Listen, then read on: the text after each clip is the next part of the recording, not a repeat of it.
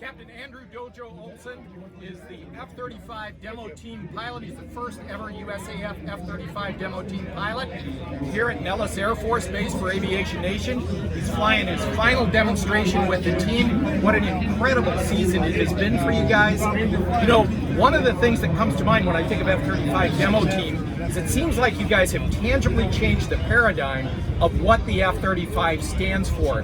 What do you think you guys have done overall for the F-35 Joint Strike Fighter program, not just for the Air Force, but for all of the users and the public's perception of F-35? Yeah, I think it's been an immense season, an immensely successful season doing that. And I think when you showcase the power and maneuverability of the F-35 to the airshow public, they become fans. You know, so it's either kind of confirms their thoughts about the F-35 and go, man, you know, I was a fan and now I'm a super fan, or it's, wow, I didn't realize it could do those kinds of things. And I think one of the most important things about people watching the show, and something that we always hammer home, is that if you think the airshow stuff is cool, which people do, it's just the tip of the iceberg about what makes the airplane awesome, you know, and it's not even really what the airplane's about.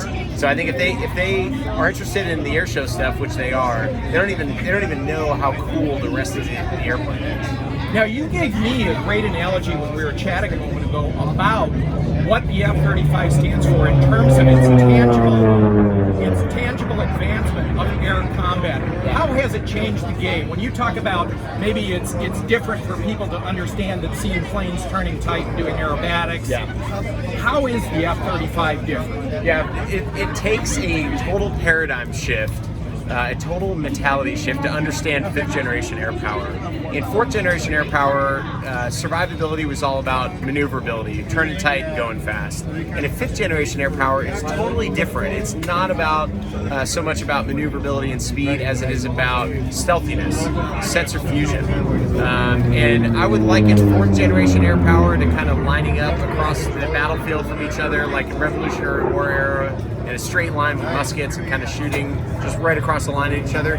Fifth generation air power is like putting on a ghillie suit, sneaking around, trying to outflank your opponents. It is totally different, and it's going to require a complete mentality shift from the airshow observer to understand and appreciate fifth generation air power. It's a little more cerebral technology story, so whereas old guys like me who've been around air shows since we were kids, going back to the early 80s and late 70s, maybe the newer generation is going to have an easier time understanding the program. But, speaking of the demo team and your experience this year, let's get back to that because it's such an incredible story. You got a great story from this year. Give us I know there's a million of them. Give us maybe your favorite or your best. Yeah, so I would say two really stand out. One is leading the 5th Gen Diamond with F-22 Raptor on our wing, tucked into the big battle formation of the Red Arrows, going up the Hudson River. Was just it was one of those moments where I was like, is this even happening? Like, is this real?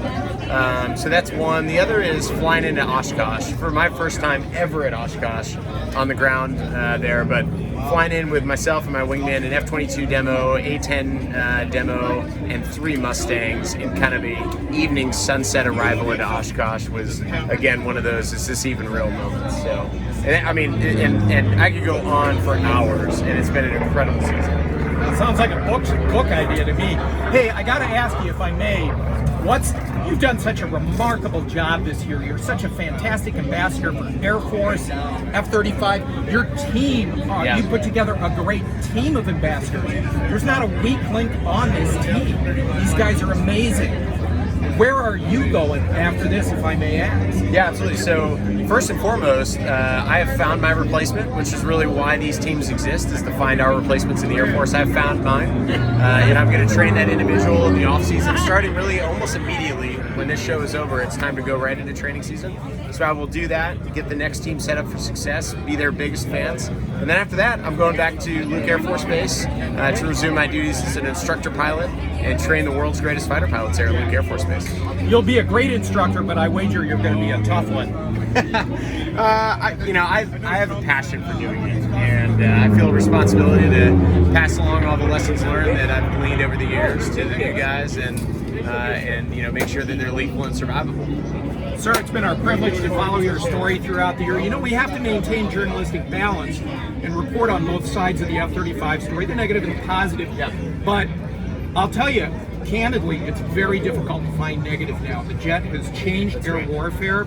I was in Moscow earlier this year. The Russians are very interested in the story, and you guys have achieved a lot. F-35 program has achieved a lot with barely firing only a few shots with Marines and things like that. You guys are a big part of that story. So on behalf of the Aviationist.com and aviation fans everywhere, thank you so much for what you've done this season. Thank you. Thank you. Been a privilege.